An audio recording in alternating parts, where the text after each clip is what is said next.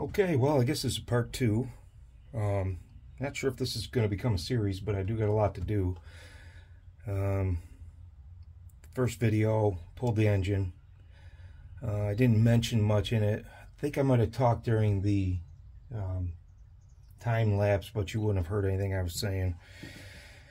I wasn't sure if that engine was any good. I was having problems with it leaking oil, and I would check it before I'd start it. What I remembered, I always checked it. I doubted myself, and I was keeping it down at different property I have, and I'd only probably go use it once or twice a year, and I'd take it for a quick ride just to run it and play on it. I don't remember if I checked the oil. Well, it stalled out and it wouldn't turn over again. I thought I locked it up. Well, after pulling the engine, I gave it to my father-in-law. He got it tore down, and the everything was, I don't want to just say basically perfect, but it was very good. I can insert some pictures. The engine turned over well. He sent me a little video of it. Not sure how well that'll, I'll try to insert that too, but the quality on that's probably horrible.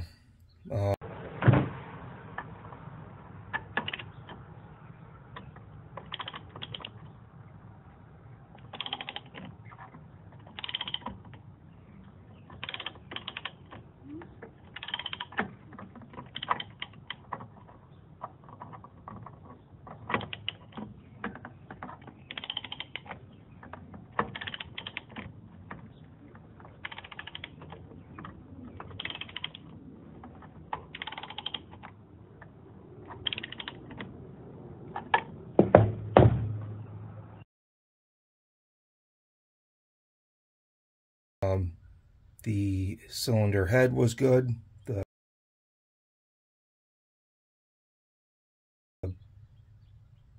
cams were good. The cam chain was tight. The cylinder walls, you could still see cross hatching. The piston looked great. Basically no carbon buildup. You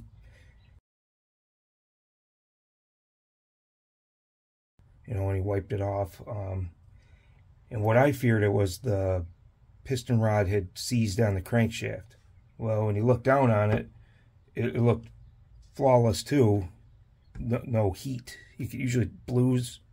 You see the color distortion on it, and it looks bad, but everything is perfect. So I got the gasket kit. He put it all back together again, and that's when we found the problem. It's something to do with the Kickstarter. That's why I felt like the engine was seized. Well, that's where we're at today. He's going to have to look in to see what's wrong with that. But that's a positive note. I'd rather have that worked on than trying to find a new crank shaft on that. So, with that being said, I had ordered a few parts then to move forward, because I do want to restore this so I could ride it again. Let's see. Well, I ordered, let's see, a new carb kit. Not that I needed it, probably. I'm sure this is fine. I just got to clean it out. But I don't have any extra jets or any other parts, so I figured it'd be good to just have another kit. Might throw it in there. I might just clean out what I have in there. I'm not sure. But I don't remember who I got this. Shindy? I don't even remember who I got this from. Some stuff I got on Amazon, some I got on eBay, so I just went with what was inexpensive. Some of the prices had really shot up, so I'm not looking to spend a fortune. I'm not going showroom finish. I want to be riding again. Oil filter, disappointed. This one did not come with a, well, it'll be on this side, a rubber seal for the cover plate, but it never said it would, so check your listings. That was my fault. I'll find one, or I'll reuse the other one until I do another change. New spark plug, have no idea, but this seems to be the one that came with, so hopefully that's the right plug. So you can read that. GK. Ended up buying new fork seals with wipers because I plan on doing the forks. Got some boots. These are not OEM, but I do like the coarser look of them. And I wanted the blue ones. So even though these are inexpensive, hopefully they'll do fine. New rear sprocket. 40 tooth, I believe it is. So the other one was looking a little worn. I probably could get away with it, but that was pretty inexpensive. Housing bearing for the housing bearing assembly. I don't even know what they call it, but it's for the rear sprocket, rear axle. Man, I can't get my words out. These have come down in price, so those were well over $100 when I remember seeing them before. Now I got that for 50 something ish. So I'll take the old one out. I haven't seen it yet, but I'm pretty sure the bearings are gone on the one that's in it now. It rocks real bad. The chain I'm going to end up reusing. This one is real good condition. When I took it off, it could stand up on its own. Just need to be cleaned bad. I put it in the ultrasonic cleaner, and man, it's like a brand new chain. The exhaust. This is an aftermarket exhaust. I believe it's a Cobra. And I think I was explaining that in one of the time lapses.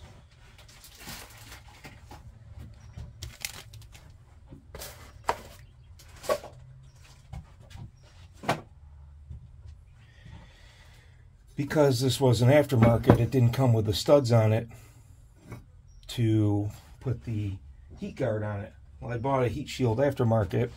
I hit that with some engine paint too, so just refreshing it. But it didn't come with these posts on it to mount it. So before I had a welder, this was my only idea I had. I took hose clamp, drilled through it, put a bolt through it, and put a nut on it to tighten it. And then I could I could adjust it to where I want it, tighten it down. Kind of redneck, but it worked. It was great. I wasn't getting my leg near this hot pipe anymore. So what I want to do, put a little couple tack welds in on these bolts, and I cut them to height finally. And I could take these hose clamps off, and then I'll just have bolts welded to the exhaust pipes here, and then it'll always be there. So what I plan on doing is cleaning these all down and putting heat paint on them, and freshening those up. I believe this was a Cobra exhaust, he said, and I looked online and I only saw one that looked very similar to this one. I don't know if you can see it on here. We can't. Yeah, I don't know how well that camera's going to pick it up. You can see a line here, a line start here, like a big rectangle. Like maybe if after I clean it up, it'll show up better. But how about that?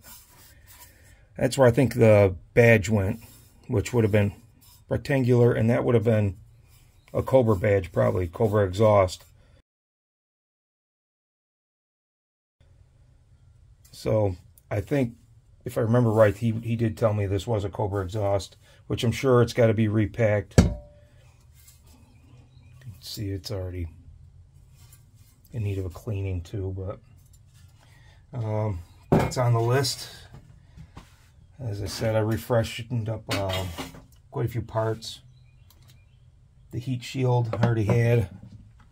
The front sprocket cover, even though it didn't need the heat resistant color, I did it anyways, because hopefully when I get the engine back, I'm going to give that a little spritz of color to clean that up a little bit. The oil cooler, gave that a quick little freshening up. And this would be the cooler's guard. did that too. So I've gotten a few things done off camera, but I don't think you really want to see me paint. What else? I need to clean the frame still. The frame, I did buy some touch-up paint for it, and everything online I saw was like a passion red or something from, or was it Amazon? Where did I get it? Yeah, I bought it on Amazon. Passion red.